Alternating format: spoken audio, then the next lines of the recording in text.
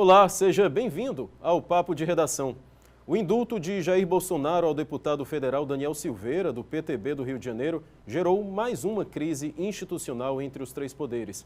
O parlamentar foi condenado pelo STF a 8 anos e 9 meses de prisão por ataques a integrantes da corte em 2020.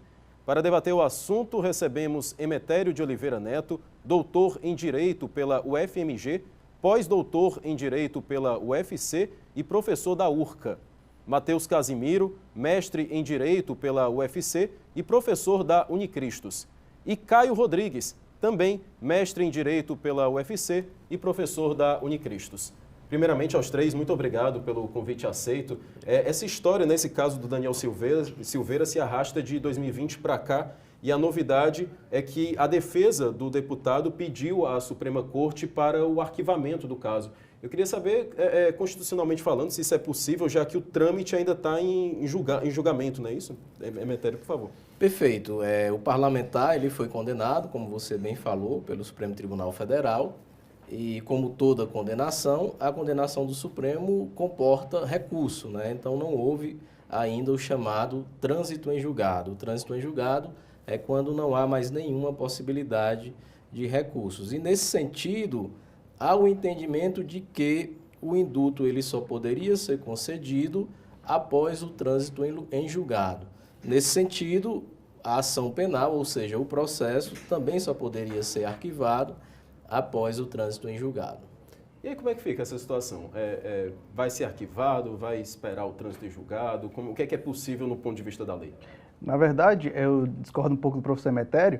Eu entendo que seria o momento mais adequado realmente, que o decreto ele tivesse sido editado logo após o trânsito em julgado. Mas eu acho que é uma mera formalidade e que a doutrina já discute isso há um tempo relevante e não retira o mérito da decisão, ou seja, o presidente resolveu, por mera vontade própria, e como a Constituição autoriza, indultar um condenado pelos crimes tais da Lei de Segurança Nacional, retirando o aspecto da punibilidade, né, daquele crime, e é irrelevante nesse aspecto a questão do trânsito em julgado.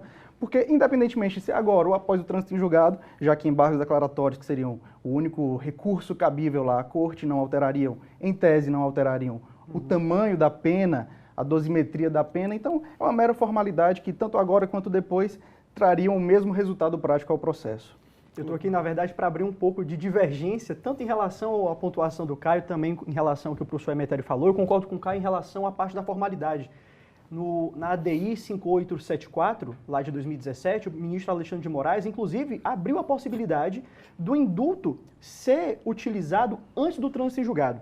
Mas o meu ponto aqui é que o conteúdo desse indulto pode ser controlado judicialmente pelo STF, por algumas razões que eu acho que a gente vai discutir aqui no programa de hoje, e por causa disso, dependendo da decisão do STF, a ação penal não deve ser arquivada exatamente por esse controle judicial. Certo. Para a gente, principalmente para o público em geral entender, a gente aprende na escola que no Estado Democrático de Direito, cada um dos poderes são independentes na sua área de atuação e um não pode interferir no outro.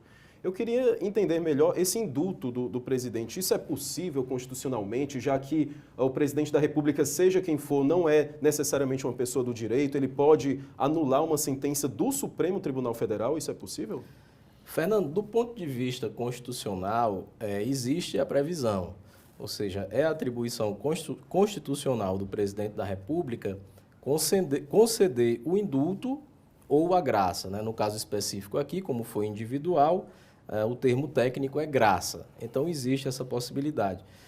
Quando a Constituição Federal prevê, digamos assim, essa possibilidade de intervenção de o chefe de um poder, no caso, o presidente da República, em atos, né, em resultados provenientes de outros poderes, como uma decisão condenatória do Supremo, nós estamos diante do que nós chamamos em direito constitucional, Matheus, de freios e contrapesos, né? Aquela expressão em inglês, checks and balances, né? Então, nesse caso, existe a lei, é possível, em tese, que um poder venha a intervir sobre a decisão do outro. Agora, se, nesse caso específico, ao editar esse decreto, anulando a condenação ou extinguindo a punibilidade do deputado Daniel Silveira, se aí nesse caso específico, foram observados os requisitos constitucionais e legais, é uma outra situação que nós vamos debater aqui, acredito, e que há, sem nenhuma sombra de dúvidas, divergências nesse sentido.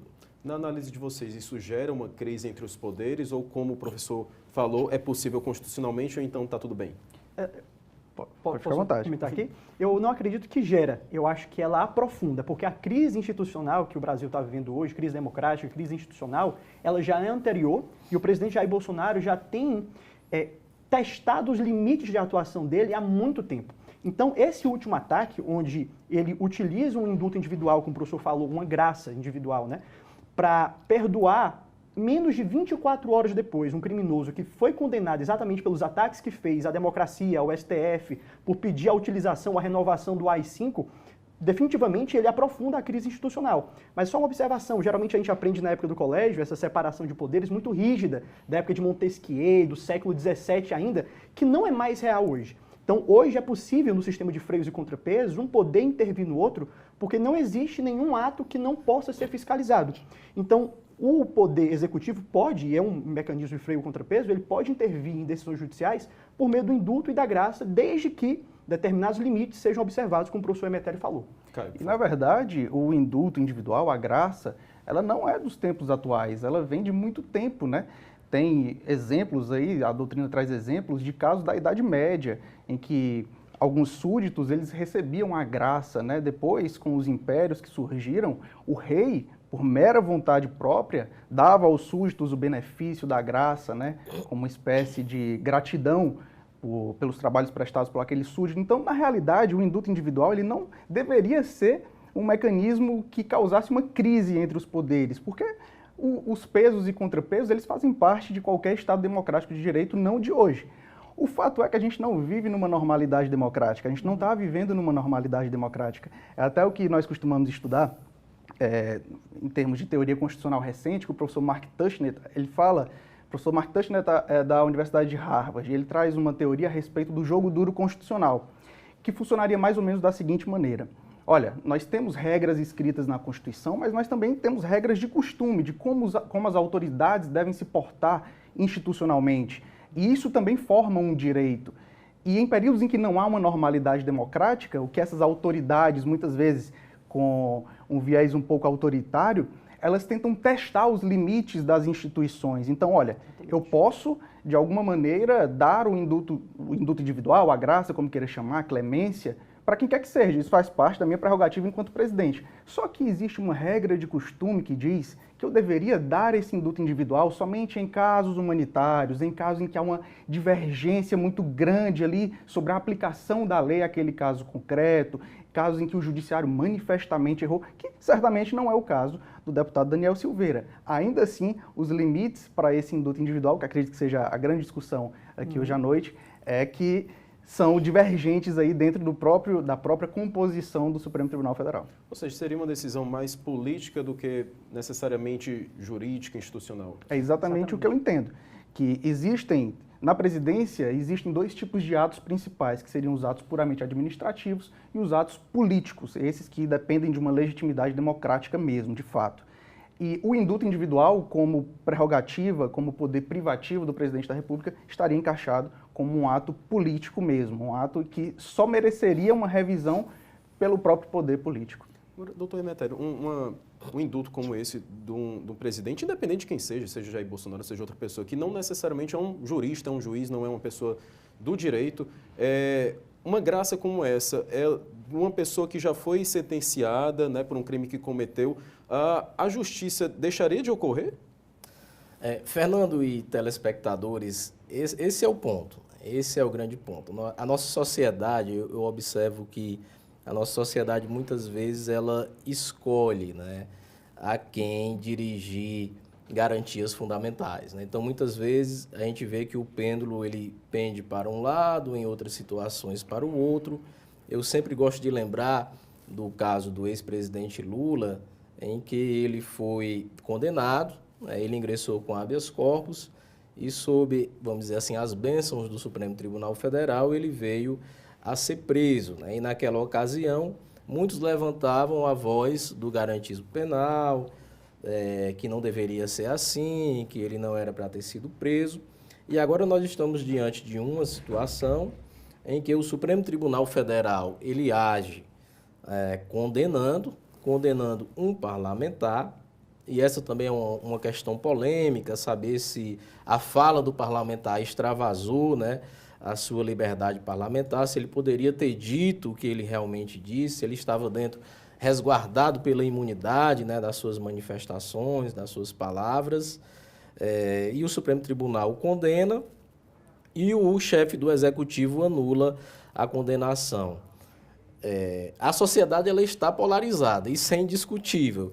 Então, uma decisão dessa, um decreto desse, ele, de certo modo, ele gera em parcela da população um sentimento de impunidade. Mas, de outra banda, de outro lado, gera também em uma parcela significativa da população, isso nós não podemos negar, de que houve justiça.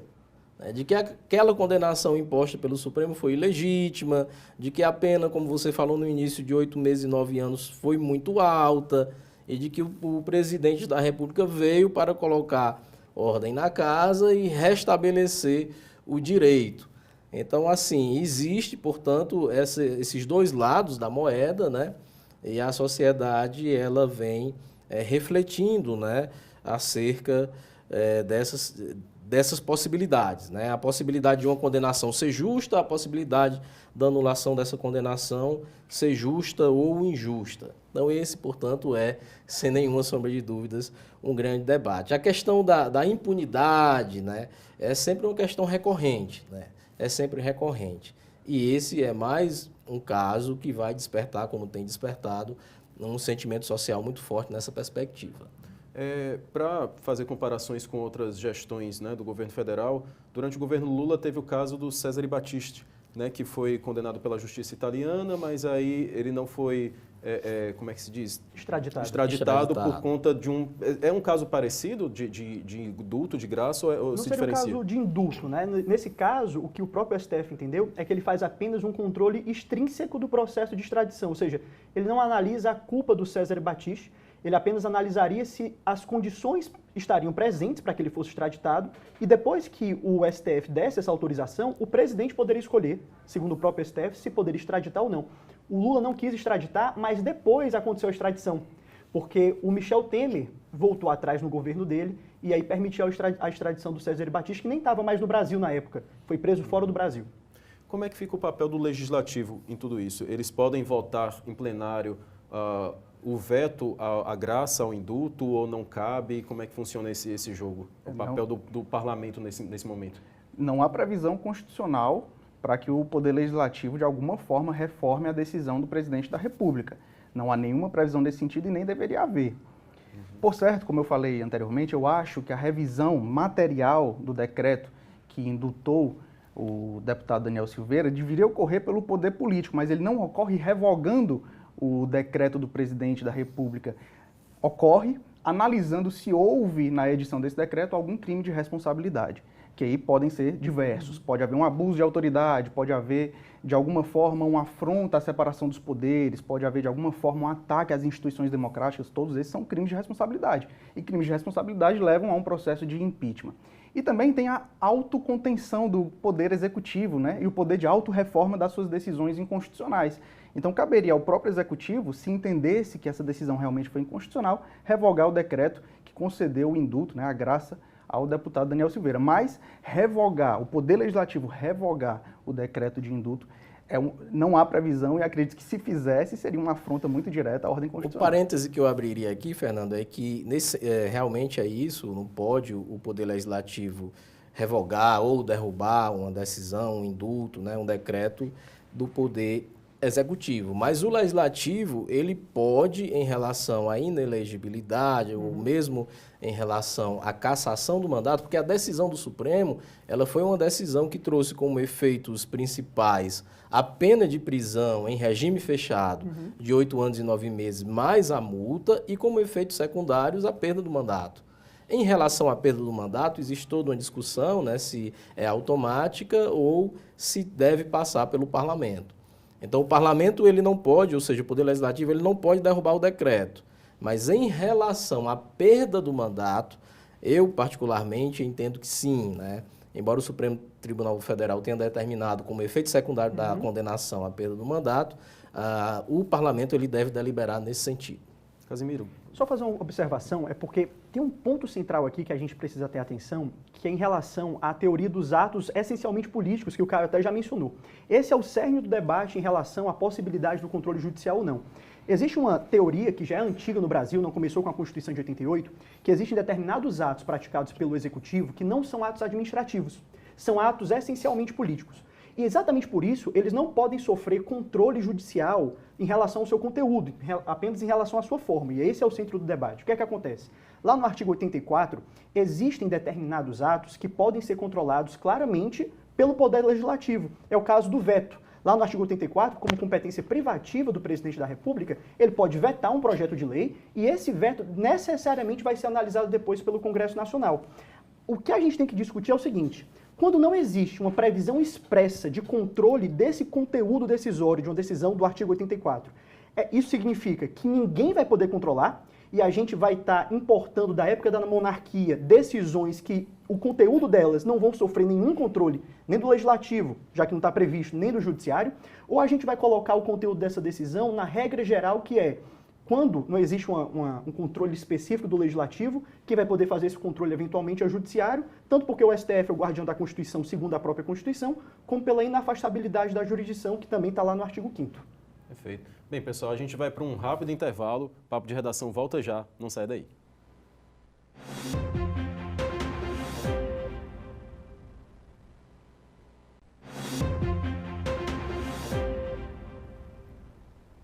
Papo de Redação de volta, hoje debatendo o caso do deputado federal Daniel Silveira.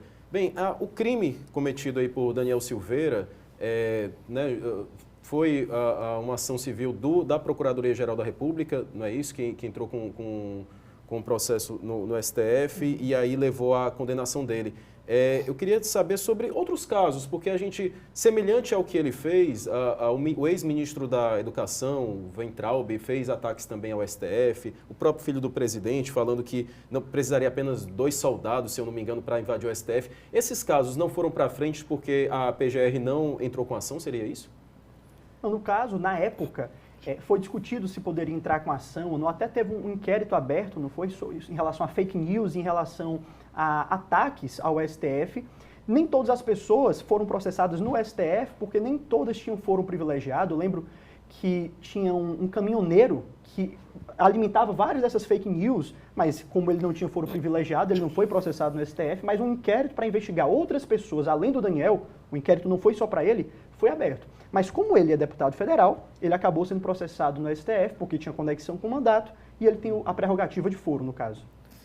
Fernando, existe, o Casimiro acabou de falar aqui, o chamado inquérito das fake news, né? Que foi um inquérito que foi aberto, vamos dizer assim, muito polêmico, né? Saber se realmente existia legitimidade para abrir esse inquérito, e um inquérito que tem como, vamos abrir aspas aqui, vítimas, digamos assim, os próprios investigadores, né? Ou seja, o próprio ministro Alexandre de Moraes, ele sofreu vários ataques, né? Por parte de simpatizantes do governo Bolsonaro, e o ministro Alexandre de Moraes é o chamado relator, ou seja, é ele quem conduz esse inquérito das fake news. Esse inquérito das fake news, ele foi desse inquérito, ou seja, o que o Daniel Silveira fez, né?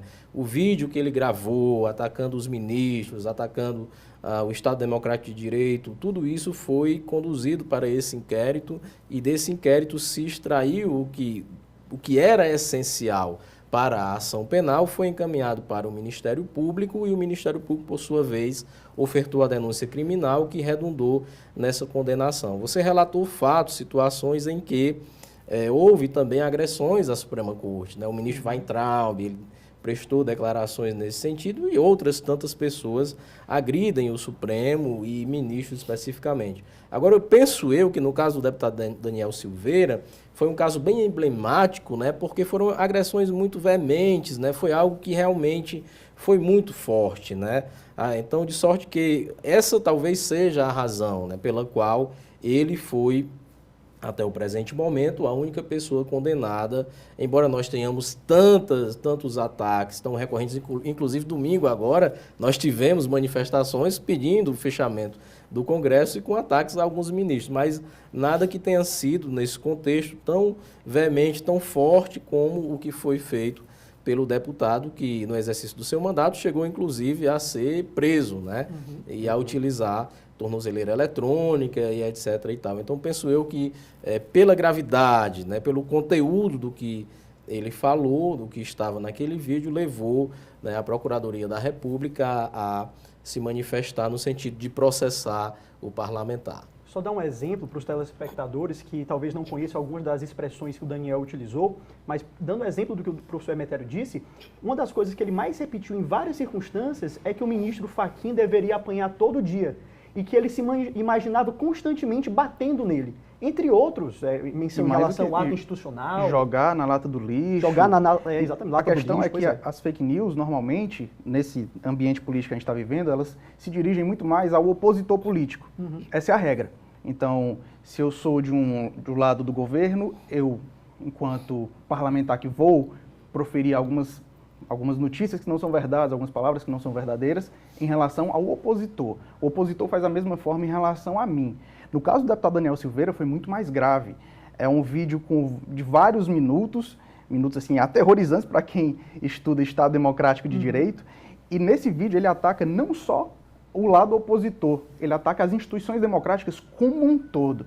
Então ele chega atacando todos os ministros do STF, que são exatamente aqueles responsáveis por garantir o controle, a legalidade, garantir que todas as instituições funcionem conforme a Constituição diz que elas devem funcionar. Então o nível de gravidade ele é maior. E por ser um parlamentar, por estar fazendo ali uma live, né, gravando um vídeo para uma série de pessoas, o potencial de devastação, vamos dizer assim, é muito maior. Então a gravidade é muito maior e com certeza a dosimetria da pena levou tudo isso em consideração, por mais que muitos considerem um tanto excessiva, né? Eu acredito até que deva ter passado aí dos 8 anos exatamente para garantir o regime fechado, né? Eu também imagino isso. Nós que atuamos, eu particularmente, na área penal, seja como professor, seja como pesquisador, seja como advogado criminalista, de fato, eu não tenho nenhuma dúvida que houve, e esse é o meu posicionamento para quem me pergunta, que houve um exagero em relação à dosimetria. Ou seja, a dosimetria para os telespectadores é a quantidade de pena aplicada.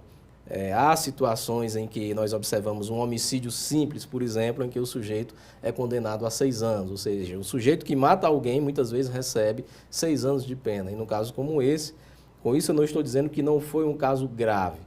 Eu também não teria condições de adentrar para saber, não conheço bem a ação penal, eu não poderia dizer aqui para os telespectadores e para você também que os crimes efetivamente ocorreram, né, tal qual ali. Mas quando nós observamos dentro de um padrão de razoabilidade e proporcionalidade, a gente observa, há um sentimento, pelo menos da minha parte, muito forte, de que foi uma condenação exagerada no sentido, principalmente, da quantidade de pena.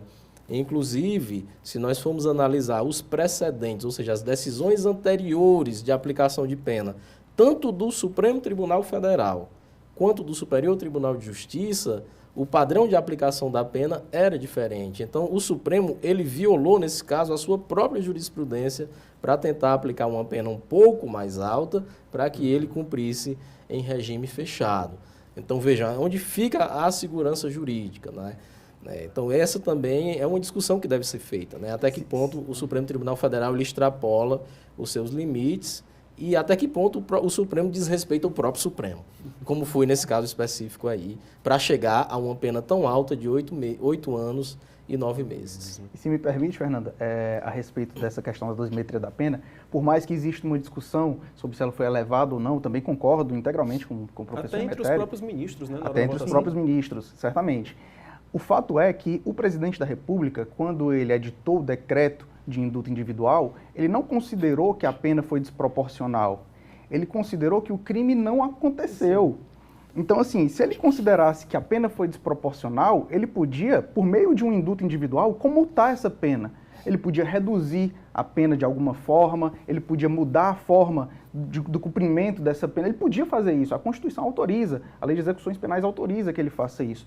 Mas ele não fez isso porque ele não acredita que a decisão do Supremo foi desproporcional, não foi razoável. Não, ele acredita que não aconteceu crime. Então, aí é que está o ponto. Exato. Ele indultou porque ele acredita que esse crime não existe, porque o deputado estaria, de algum modo, protegido pela imunidade parlamentar e pela suposta amplitude aí da liberdade de expressão. Exatamente. Eu acho que esse é o ponto central para eventualmente ter um controle judicial ou não. O que aconteceu aqui não foi que ele foi contra a o eventual exagero do STF em relação à computação da pena e aí reduziu a pena por meio do indulto, como o Caio falou. O que ele fez aqui foi reiterar o crime que o Daniel fez. Porque o Daniel Silveira ele foi condenado por ataque direto às instituições democráticas. O que o presidente fez foi dizer que o Daniel Silveira, na verdade, merecia ser perdoado por isso, que na verdade nem existia crime, porque no decreto ele fala sobre isso, e ele usa um instrumento da democracia para perdoar alguém que fez ataques diretos à democracia. Inclusive, no dia da condenação do Daniel, ele atacou novamente o STF e em menos de 24 horas depois o Bolsonaro foi lá e perdoou o crime. E vale lembrar também que logo antes dessa condenação, o Daniel também continuava descumprindo decisões do STF. Então você junta esse bolo todo, não é só o que ele disse, mas também o que ele fez, descumprir decisões do STF, chegou ao ponto de se esconder na Câmara dos Deputados para não ser preso, e aí só saiu de lá quando o Alexandre de Moraes estabeleceu multa para ele de R$15 mil por dia. Quando você pega esse pacote completo e você analisa o indulto, você vê que, na verdade, o presidente da República se tornou fiador de um ataque direto à democracia que ele deveria defender também, mas que ele já não vinha defendendo antes em falas específicas e agora ele usa um instrumento da competência dele para albergar esse ato contrário à democracia e acaba repetindo também o que Daniel Silveira fez. Condenações contra o Daniel Silveira, nesse caso já tinha havido antes, ele já estava cumprindo uma pena, né? Eu pergunto se, nesse sentido todo, o presidente demorou para dar esse indulto, já que na visão do próprio presidente não houve qualquer crime. Será que ele esperou um ano eleitoral para aquecer o calor do momento, para mostrar o STF como um agressor indevido?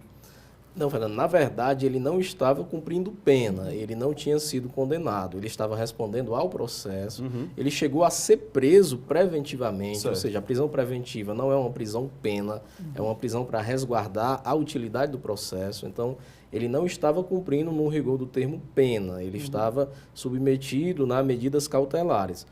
Quando ele foi condenado, sim, aí sim, após a condenação, 24 horas após a condenação, veio esse decreto concedendo o indulto. Agora eu gostaria de ressaltar aqui duas coisas. Do ponto de vista formal, nós temos que, artigo 53 da Constituição Federal, que os deputados, eles são, os parlamentares em geral, invioláveis por suas palavras, manifestações. Essa é uma questão. A outra questão, que também é formal, está no artigo 84 da Constituição, é que o presidente da República ele pode, sim, editar decretos concedendo indulto, ou seja, o indulto coletivo ou a graça, que foi o caso específico aqui do deputado Daniel Silveira. A grande questão que se coloca é saber se, do ponto de vista material, aí sim, né, se do ponto de vista efetivo, analisando o caso concreto, o deputado Daniel Silveira, ele extrapolou a manifestação parlamentar quando ele produziu esse vídeo. Esse é o ponto. E aí nós devemos lembrar que o Supremo Tribunal Federal é composto de 11 ministros e nós tivemos um voto divergente. O ministro Cássio Nunes Marques, ele entendeu que tudo que o deputado Daniel Silveira falou naquele vídeo não passou de bravata. Ou seja, ele utilizou a sua liberdade de expressão, falou muitas bobagens, mas que aquilo não configuraria crime. Então, essa é uma discussão. E a outra discussão é saber se, dadas as circunstâncias concretas, poderia o presidente da República conceder aquele indulto. Se ele agiu dentro da sua conveniência e oportunidade, que são também requisitos, ou se ele desviou, houve um desvio de finalidade. Se ele não poderia, porque tratava-se de um aliado político, né, e de todas as situações que foram mencionadas, tanto pelo Casimiro quanto pelo Caio, né, saber se ele extravasou esses limites. Então, essas são questões que precisam ser discutidas e que há um debate. O direito não é uma ciência matemática, né? Há pessoas que compreendem que sim, que esse decreto ele foi constitucional. Ao passo que há entendimentos no sentido de que não, de que o presidente ele extravasou das suas prerrogativas. E quem analisa essa graça? É o próprio STF ou já é uma instância final, não tem mais para onde recorrer? Aí é que tá. Essa é a grande discussão do momento. Os próprios ministros lá do STF podem discutir essa questão do indulto do Bolsonaro Essa é a plenário? grande questão. E eu acho que para responder essa questão, Fernanda, a gente tem que passar pelo que a gente entende de direito, na verdade.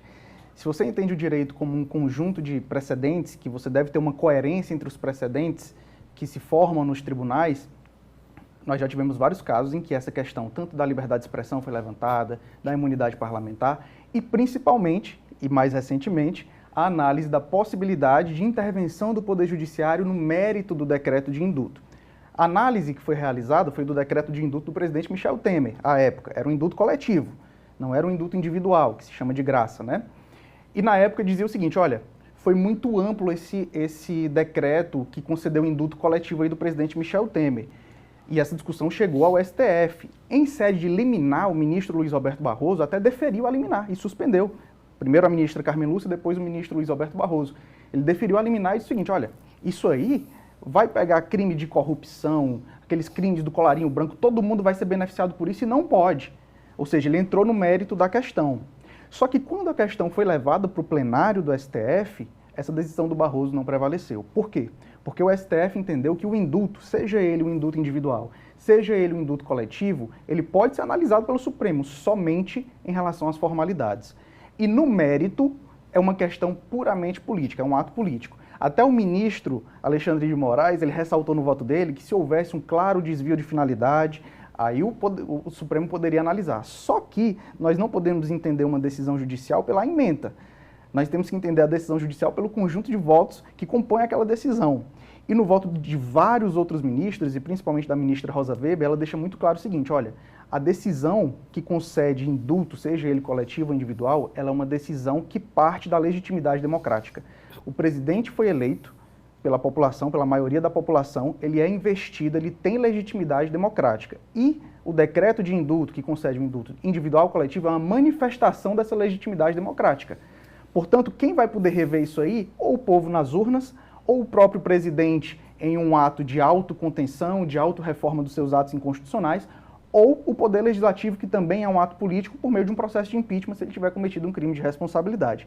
Então, se você entende o direito como coerência, como seguir as decisões, os precedentes que foram formados, a razão de decidir, nós não podemos ter grandes dúvidas a respeito da impossibilidade de análise do mérito pelo Supremo Tribunal Federal. Mas essa é a grande questão que se põe, né?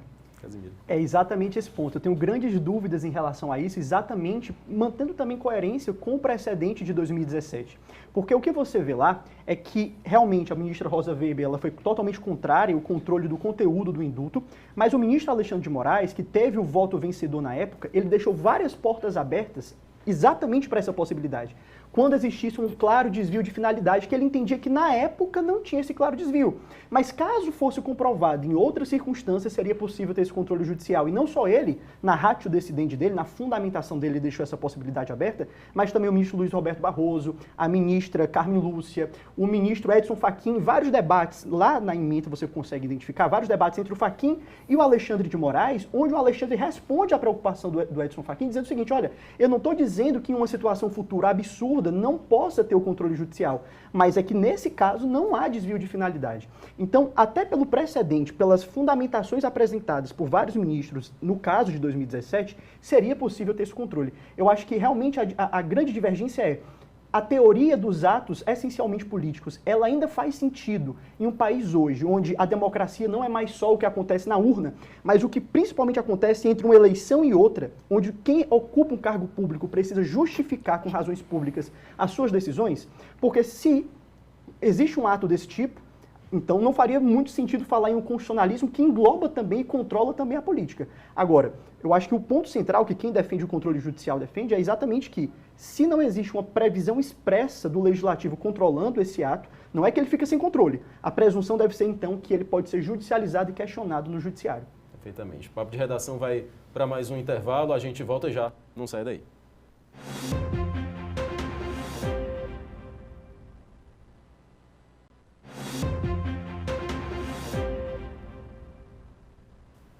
Papo de Redação de volta, debatendo hoje o caso do deputado federal Daniel Silveira. Bem, eu já ouvi em mesa de bar, algumas pessoas do direito também comentando, e aí eu queria perguntar aqui para os convidados a respeito, né, por exemplo, o Daniel Silveira ele foi condenado pelo STF, né, por ter atacado o STF, ou seja, a vítima está sendo o juiz do caso. Eu, particularmente, mas eu sou leigo, né, eu entendo que o Supremo, o próprio nome diz, é Supremo, não tem nada acima. Mas como é que funciona? Realmente cabe essa discussão? Eu não tenho dúvidas que cabe, Fernando. Essa é uma discussão bastante interessante, né? E, como eu já disse anteriormente, né, o próprio ministro Alexandre de Moraes, que foi atacado pelo Daniel Silveira e que constantemente é atacado em redes sociais, em manifestações, etc. e tal. E é o relator? Ele é o relator do inquérito. E a função do relator é uma função muito importante, porque é ele que impulsiona o inquérito, é ele que traz o voto, que muitas vezes é um voto que é seguido. Se você perceber, tudo o que ele disse, inclusive a dosimetria da pena, foi seguido por 8 outros ministros, né? Ou seja, 9 ministros pensaram igual, o que não é tão comum assim no STF. O que mostra até que, nesse caso específico, o STF estava bastante unido, né? Sem muitas divergências. A divergência do Nunes Marques, o ministro que absolveu completamente o Daniel Silveira, e uma pequena divergência de um ministro novo, né, chamado André Mendonça, que condenou em uma pena menor. Inclusive que foi indicado pelo Jair Bolsonaro. Que também foi indicado pelo Jair Bolsonaro e que entendeu que ele cometeu apenas um crime chamado de coação no curso do processo e aplicou, salvo engano, 2 anos e 9 meses para esse tipo de condenação. Mas do ponto de vista do garantismo penal, do ponto de vista da Constituição, do ponto de vista de todas as garantias de um direito penal democrático, liberal, não tem sentido algum a vítima de um crime ser aquela pessoa que julga e que condena, né? Não tem sentido. Então, penso eu, e esse é um problema, que no caso como esse poderia se entender um caso de suspeição, ou seja, o ministro que se sentiu atingido, ele dizer que não vota, ele se abster, né, de conduzir, porque se o ataque foi direto ao ministro, e esse ministro ele é responsável por impulsionar e proferir votos, se ele fosse seguir os rigores técnicos do processo, ele não seria o condutor. Mas ele não teria julgado essa causa. Ele teria se dado por impedido de julgar esse caso. Entendi. Isso eu falo em tese, né? E são essas as possibilidades que a lei processual traz, né? Então essa é de fato uma discussão, né? Saber se a vítima do crime ela pode ser o juiz, né, desse mesmo crime. Caio, verdade, o Clementário fala, ele tem completa razão, só que entra o fator político na questão. O Supremo ele é um tribunal jurídico, mas é também um tribunal político. E eu acredito que ali do meio para o fim do processo, que já estava acontecendo mais em termos de ataque do deputado Daniel Silveira, perdão, já era no sentido mesmo de tentar a suspeição do ministro Alexandre de Moraes. Ora, seria muito bom. Se eu sou acusado e o juiz que vai julgar minha causa, ele é rigoroso, eu sei como ele vai decidir, eu imagino que ele vai decidir daquela forma, é muito bom que eu chegue para a sociedade e comece a atingir a honra daquele ministro, comece de alguma forma tentar sujar a imagem daquele ministro para que aquele ministro se sinta ofendido e, portanto, não julgue mais o meu caso. Eu acho que no começo, do meio para o fim, na verdade, já era mais nesse sentido. Olha, eu vou ofender o ministro Alexandre de Moraes para que ele, em algum momento, se declare impedido ou se declare suspeito. Isso é tão verdade que na petição que o advogado do Daniel Silveira apresentou ao STF, ele pediu a suspeição de 9 dos 11 ministros da corte. Então, o julgamento, segundo o advogado do próprio Daniel Silveira, o julgamento deveria ter acontecido somente pelo ministro Cássio Nunes Marques e pelo ministro André Mendonça. Qual o sentido constitucional que isso faz? Não faz qualquer sentido. Isso só prova que os ataques eram direcionados exatamente para atingir o julgador natural da causa e a vítima, na verdade, foi o Supremo enquanto instituição. E aí, nesse caso, os ministros estão lá de passagem, que a gente chama, né? Eles passam e as instituições ficam. Então, não vejo grandes problemas para que eles possam julgar um caso em que a vítima é a instituição STF, não eles em particular. Essa situação, Fernando, é como aqueles dilemas que a gente encontra em relação ao trem. Se você desviar para a esquerda, você mata 5. Se você desviar para a direita, você vai matar 10. Para onde é que você vai? Algum dano vai ter aqui, porque realmente, pelo princípio do juiz natural, o juiz não pode ser uma parte interessada no caso. Agora, o deputado, ele tem prerrogativa de foro, então ele tem que ser julgado no STF. Só que, ocasionalmente, ele está atacando o STF. Então, na verdade, o que vicioso, né? é um ciclo vicioso. E é estranhíssimo, na verdade, que tenha um juiz do STF que não seja suspeito para julgá-lo, porque ele atacou a instituição. Eu levantaria suspeita pelos dois que não foram apontados como suspeitos, porque eles fazem parte da instituição e, supostamente, todos naquela instituição deveriam se sentir atacados por tudo que ele disse, porque ele atacou a instituição, e não só ministros específicos, né? Ele disse para fechar, um novo AI-5 para fechar o STF. Então, é uma situação que não tem uma solução como a gente gostaria de dizer, olha, então vai ter um outro tribunal que possa julgar com imparcialidade o deputado, porque a Constituição já disse que é o STF que tem que julgar.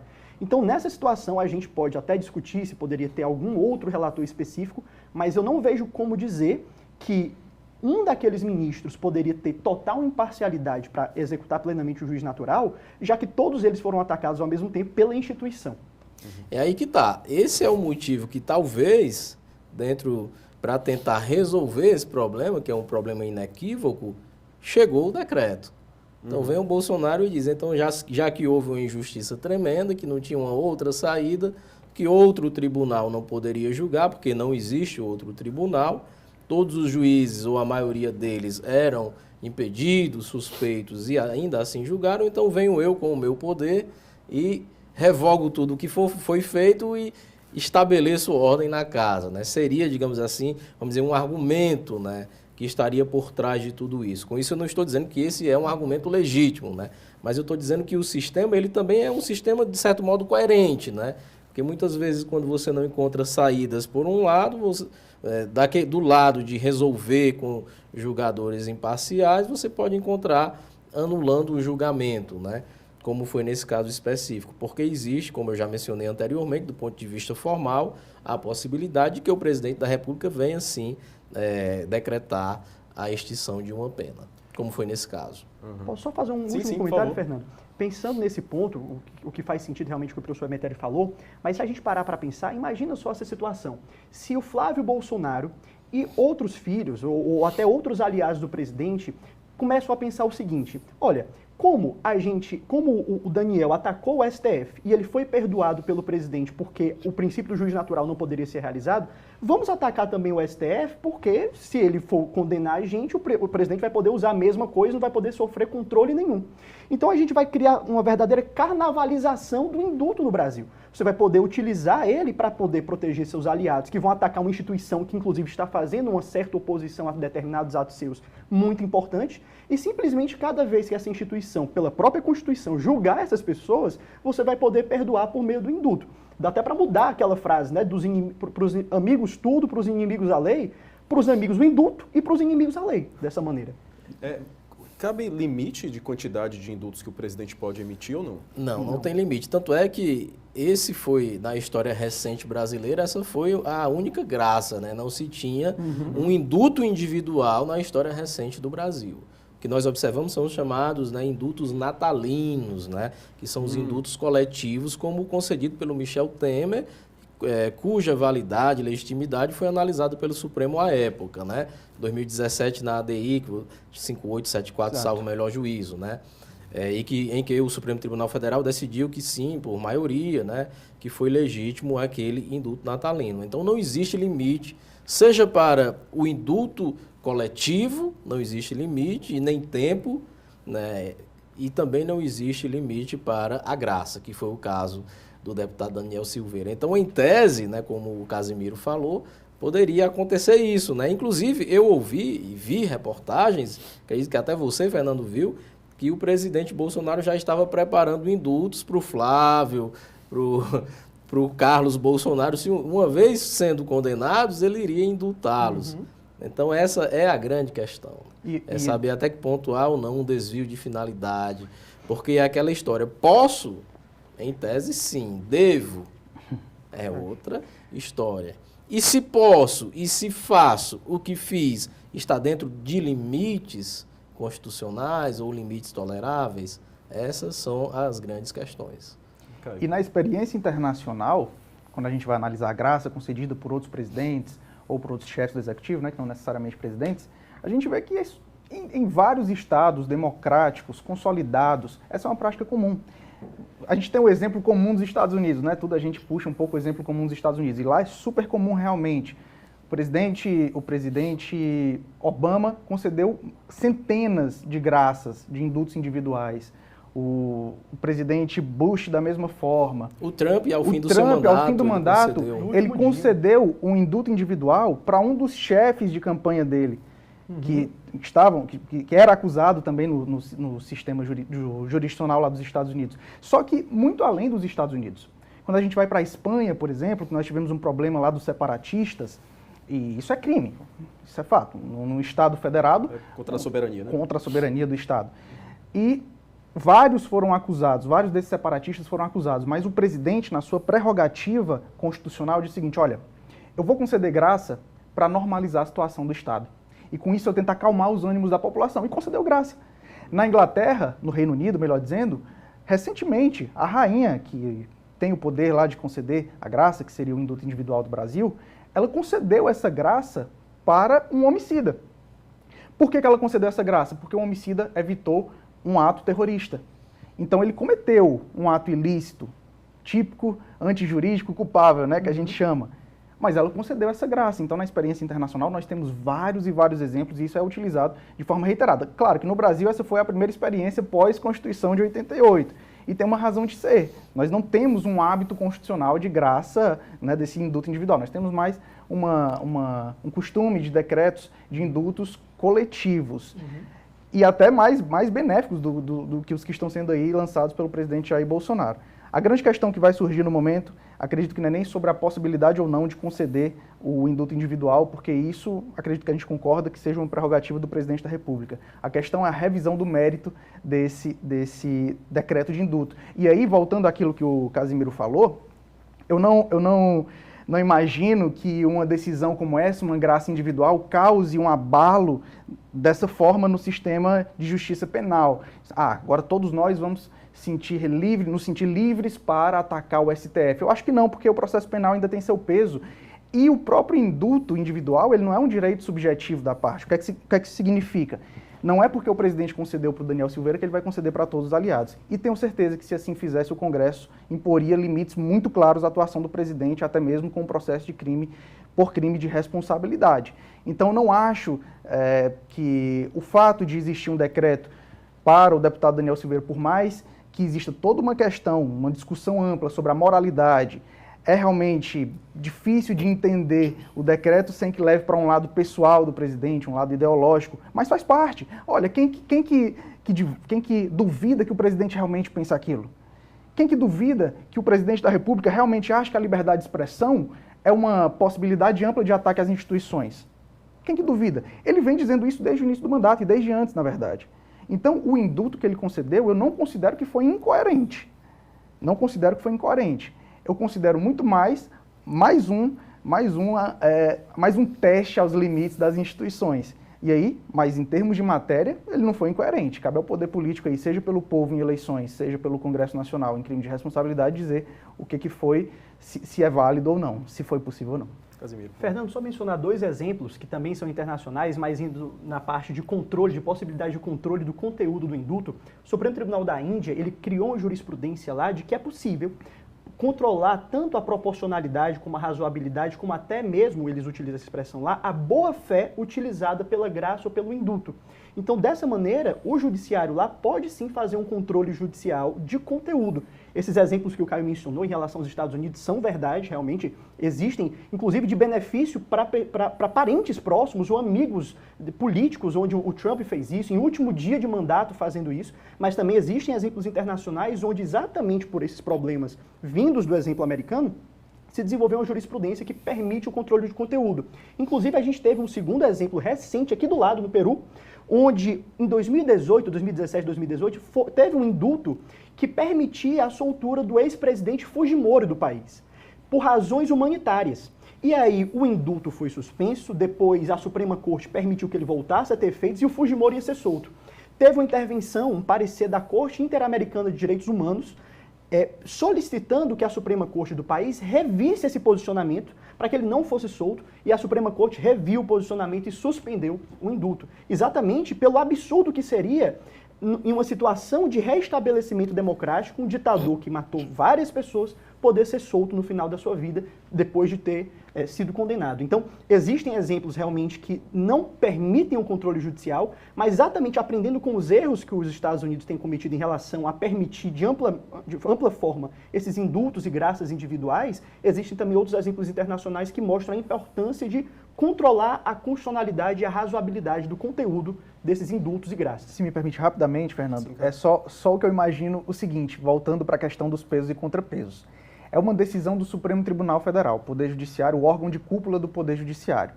É contra ela que o decreto de indulto foi editado, contra a decisão do Supremo Tribunal Federal, contra a matéria, contra a condenação do deputado Daniel Silveira. O sistema de pesos e contrapesos pressupõe que um outro poder vai controlar a atividade desse poder que, em tese, está ou usurpando uma outra competência ou extrapolando a sua competência, e aí ele vem com esse contrapeso. Como que o contrapeso que foi editado pelo presidente da República vai ser agora analisado no mérito pelo poder que era, em tese, o ofensor? Onde que está peso e contrapeso nisso? Veja só, o presidente ele não concorda com a decisão de mérito do Supremo Tribunal Federal, de condenação do deputado Daniel Silveira. Contra essa decisão, ele editou um decreto de indulto individual. Agora, o Supremo, que condenou, vai analisar o mérito desse decreto que está impugnando exatamente essa decisão que, em tese, segundo o presidente Jair Bolsonaro, que eu não concordo, deixo bem claro, que em tese violou a Constituição. Onde que está peso e contrapeso? Fernando, esse é um problema. As ações já estão no Supremo Tribunal Federal, serão julgadas em breve e vamos ver quais serão as cenas dos próximos capítulos. Né? Sim. E a gente volta depois para debater Com novamente. certeza. Enfim, o debate foi bem acalorado, bem interessante. Agradeço mais uma vez a presença dos três. Infelizmente, o Papo de Redação chegou ao fim. Agradeço pela sua companhia. Até a próxima.